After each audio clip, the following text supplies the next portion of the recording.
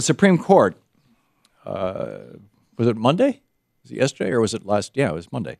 The Supreme Court, Sandra Day O'Connor was the last conservative on the Supreme Court who was very concerned about government sanctioning public prayer, in part for the same reason that Madison was. He was concerned that, Madison, who was a Christian, was concerned that any one particular denomination might end up in charge.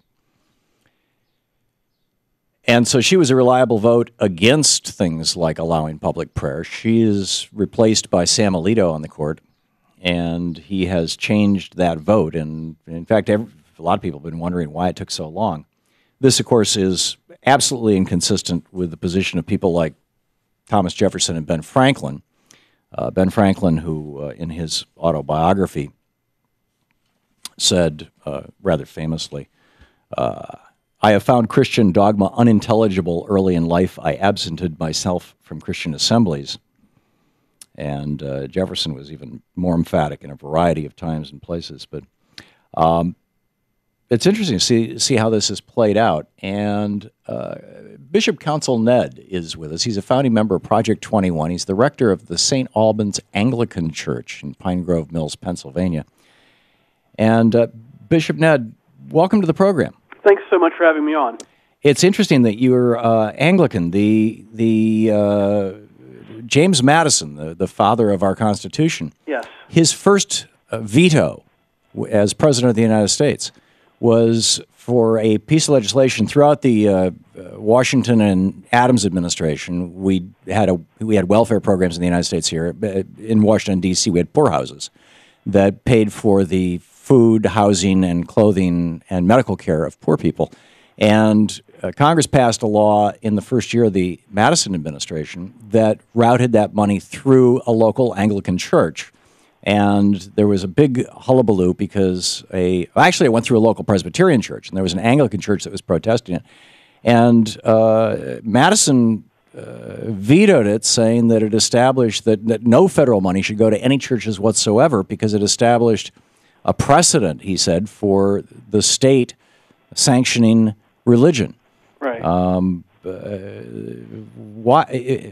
I understand that you think. Well, first of all, what are your thoughts on this Supreme Court decision?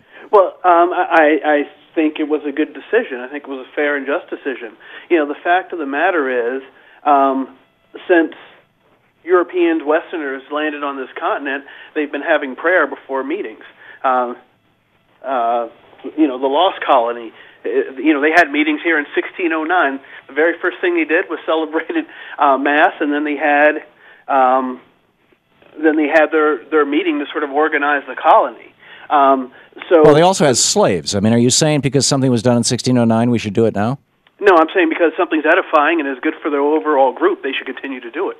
Oh, okay. So, well, for example, this is Thomas Jefferson in 1814. He wrote a letter to Dr. Thomas Cooper.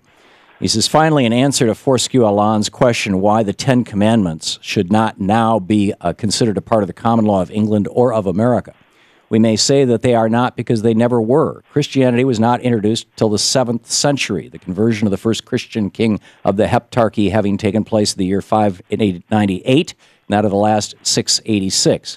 Here, then, was a space of 200 years during which the common law was in existence and Christianity no part of it. We might as well say that the Newtonian system of philosophy is part of the common law as that the Christian religion is. In truth, the alliance between church and state in England has ever made their judges accomplices in the frauds of the clergy and even bolder than they are.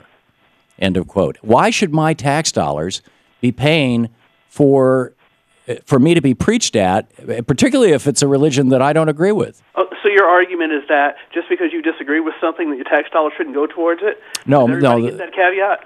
Well, that's an interesting question. No, my argument is the government pays for that I shouldn't have, that I don't want to pay for. No, excellent point. Well made. You're absolutely right. That's the weakest argument I could possibly make. No, the argument that I would make is that the First Amendment to the Constitution says that we shall have no official state religion. That the government shall not endorse religion.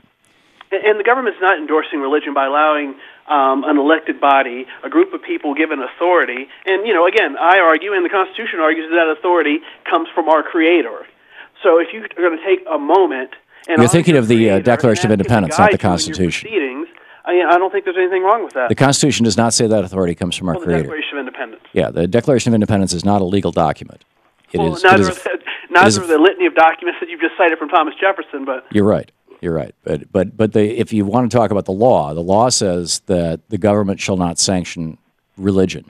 And Jefferson. You read Jefferson and Madison's letters about this, and it's fascinating. Religion and praying. Jefferson was so concerned that religious people would end up getting political power and it would corrupt politics. Madison, who was a Christian, Jefferson was not. Madison was far more concerned that his Christian church would be corrupted by money coming from government.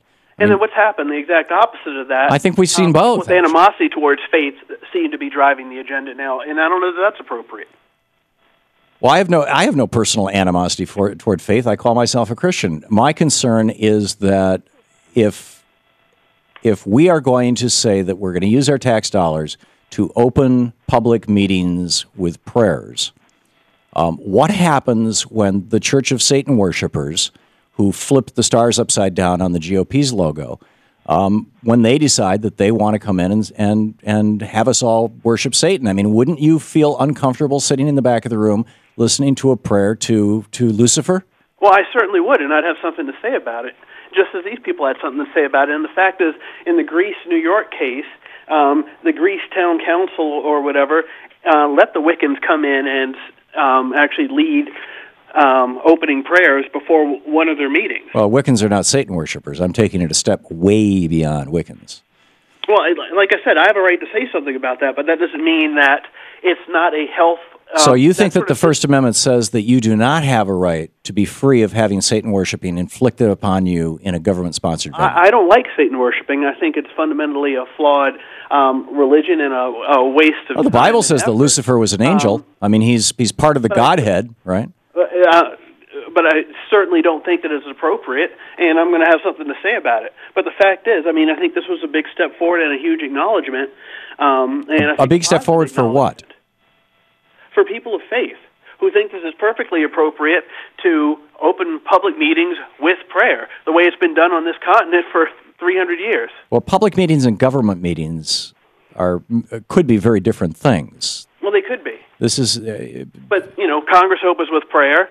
Tons of, probably literally thousands of town councils around this country open with prayer. Right. And it's been the tradition of this country for a very long time. Right, and that was the basis of the Supreme Court decision. And I understand the logic. It just seems like at some point, well, it'll be interesting. It'll be interesting when the Satan worshipers start showing up, and saying, what about us? And let's all pray to Lucifer. I'm happy to have that debate with them.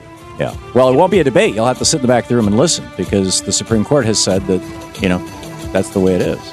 But anyhow, Bishop Council Nedd, pleasure meeting you and talking with you. Meeting you. Thank you so much for having me on. Founding member of Project 21 and the website nationalcenter.org, p21index.html. Thank you.